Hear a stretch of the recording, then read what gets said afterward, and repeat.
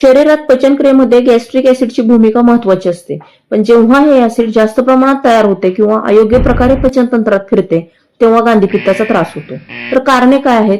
तिखट, तेलकट, मसालेदार पदार्थांचे जास्त सेवन, वेळच्या वेळी न खाणे किंवा उपाशी राहणे, जास्त प्रमाणात चहा कॉफीचे सेवन किंवा मद्यपान, धूम्रपानाची सवय, एखाद्या विशिष्ट अन्न पदार्थाची ही अलर्जी असू शकते किंवा हवामानातील बदलाची ही अलर्जी असू शकते. लक्षणे काय दिसतात? छातीत जळजळ, गॅसेसचा त्रास, तोंडात आंबट चव येणे, सतत ढेकर किंवा पोटफुगी, उलटी होण्याची भावना निर्माण होणे, घशात जळजळ होणे.